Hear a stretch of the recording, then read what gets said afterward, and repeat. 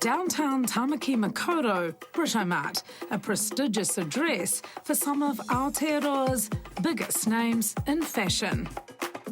And amongst those brands, the Kahui Collective, a pop-up store selling the works of our best Indigenous designers, including Ngāti Ruanui's Bobby Luke.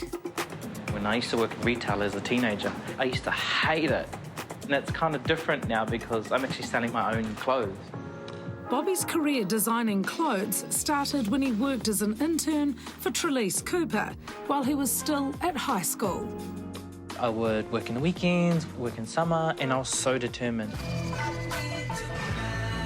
Bobby's talent was first recognised at the Miru Moda group show at New Zealand Fashion Week when he was 22 years old.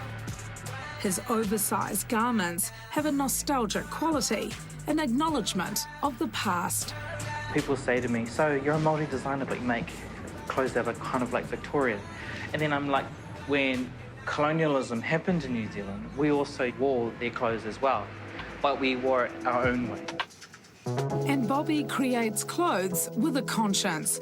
He uses natural fibres like cotton and linen for his creations, chosen for their similarity to harakeke. I regard them as taonga, so even when I'm selling things, they're your taonga. Look after them as if they're your taonga. Don't throw it away in the next 6 months. That should be yours till you die. In 2014, he graduated with a Bachelor of Fashion. But for his postgraduate degree, Bobby decided to draw inspiration from the rich fabric of his whakapapa and identity. His research led him back home to Hāwera, South Taranaki, where he was raised by his mum at Taihoropenui Pā. So your mum plays a huge central role in your work? Oh, most definitely. I'm cloaked in my mother's korowai. Mum would hui hop all the time. She's always had every kind of hui, tangi, kind of anything to do with our whānau. She'd always be there. And because I was the baby, I'd always follow her around. Bobby's mum, Alison Luke, Whangaied him from his biological parents when he was a baby. I was grateful to have Bobby when he was born, and I'm still grateful.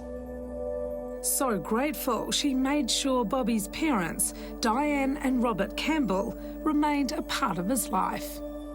I do acknowledge her for always letting me have a connection with my whānau, my biological family. I always have since I was a baby. I've never had a problem, and I've always loved them just as much as I love her too. He was one of those kids that weren't allowed to go out in the mud, and all the others are out playing, so run out the ear and... Did you wrap him up in cotton wool a bit? I probably did, yes. But I remember the old meeting house when I was up over here, out there. Time spent at the marae with his mum is just as educational for Bobby now as it was when he was a kid. I think, that level of wānanga between each other through conversation is a form of storytelling. When you get them going at one time, they all start talking about something, and then you're like, wow, it's quite, I find that interesting, and I've always found that interesting growing up, because I was always quiet, and I still am quiet. I sit back and observe and listen. The significance of his tūranga waiwai is not lost on Bobby. Taranaki was where the Paimāreri faith was founded by the prophet Te Tokuwaru, who peacefully protested against colonisation. And it's that history that Bobby drew upon for his PhD in art and design. That's when I started working with installation, moving image and photography as a way of communicating those kinds of cultural values. And coming into my PhD, I can finally use the cloth. And it's taken me a PhD to put the two together. Combining his whakapapa into his fashion has become Bobby's unique style. His label, Campbell Luke, is named in honour of both sets of his parents. Bobby is now showcasing his Ngāti Ruanui roots on the catwalk. This footage is from his very first solo show and pays tribute to the Wāhine of Taihoropenui Pā, especially his mum. When I think of my mum and I think of how she operates on the marae, I think of a pini, I think of an apron.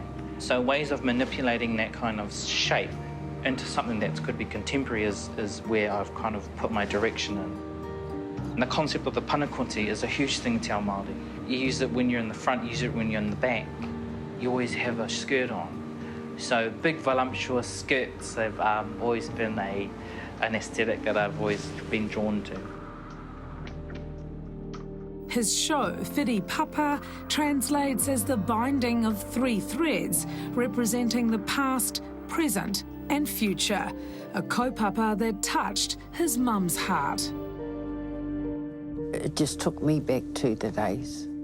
It was like going back to Pariaka